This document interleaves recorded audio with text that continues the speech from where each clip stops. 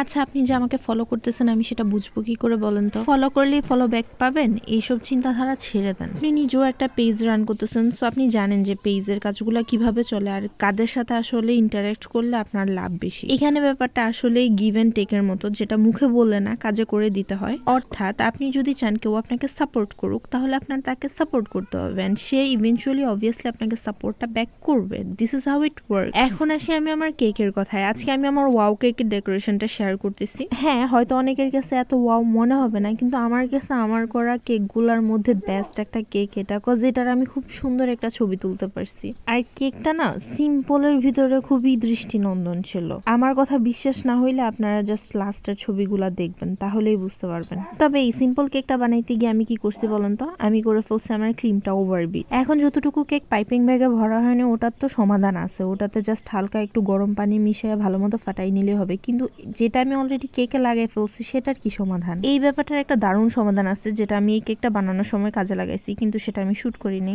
Sorry. তো এখানে আমার কেকটা দেখেই বোঝা যাচ্ছে এটার উপরটা কত অমসৃণ, কত ফাঁপা। তো আমি করছি কি, একটা স্প্রে বোতলে পানি নিয়ে পুরা কেকটাতে ভালো মতো স্প্রে করে দিছি। তারপরে আমি আমার প্লাস্টিকের ভেন্ডেবল স্ক্রেপারটা দিয়ে ভালো মতো আমার কেকের উপর একটা ফিনিশিং নিয়ে আসছি। Voila, you guys can see কিরকম স্মুথ একটা ফিনিশিং চলে আসছে আমার কেকের উপরে। বিফোর এন্ড আফটারটা কম্পেয়ার করলেই বুঝতে পারবেন যে এই টিপসটা কত কার্যকরী।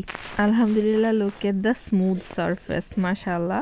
বাই দ্য ওয়ে, আজকের ভিডিওটা একটু বড় হতে যাচ্ছে, সুতরাং যারা ধৈর্য সহকারে দেখতেছেন তাদেরকে অনেক অনেক থ্যাংক ইউ। আসলে বড় ভিডিওগুলোতে ভয়েস দিতে গেলে কিছুটা ব্যাককেল হয়ে যায়, কোনটার পরে কোনটা কিভাবে গুছিয়ে বলবো কিছু বুঝি না। তারপরেও ট্রাই করতেছি, কারণ আমার স্টোরি টেলিং ভীষণ ভালো লাগে। যদিও কোনোদিন আসলে স্টোরি টেলিং এর স্কিলটা ডেভেলপ করতে পারবো কিনা জানি না, কিন্তু হ্যাঁ, চেষ্টা চলতেছে। আর আপনারা নিশ্চয়ই দেখতে দেখতে এতক্ষণে বুঝেই গেছেন আমার এই কেকের ডেকোরেশনটা হবে ভিনটেজ স্টাইলের মধ্যে। মাঝখানে এই কেকগুলো খুবই ট্রেন্ডিং ছিল, আমি তখন করি নাই, আমি এতদিনে করছি। আসলে আমি ট্রেন্ডে কখনোই গা ভাসাই না, এটা আমার একটা সমস্যা। ট্রেন্ডের সাথে চলা দরকার, বিশেষ করে অনলাইন জগতে যারা কাজ করতেছে তাদের ট্রেন্ড জানা এবং ট্রেন্ড ফলো করা খুবই ইম্পর্টেন্ট। এই ট্রেন্ড ফলো করতে না পারাটা হচ্ছে আমার একটা অক্ষমতা। এখন ট্রেন্ড হচ্ছে ক্যান্ডেল থিমের কেক করা, অথচ আমি এতদিনে ভিনটেজ থিমের কেক করতেছি। এবার বুঝেন আমি কিরকম লেট লতিফা। এটা সত্যি যে আমি কেক বানাইতে এবং ডেকোরেশন করতে খুবই পছন্দ করি। বিশেষ করে আমার কেকের রেসিপিটা হচ্ছে যে পারফেক্ট করার প্রতি ঝোঁকটা ভীষণ বেশি, কিন্তু তা সত্ত্বেও ইদানিং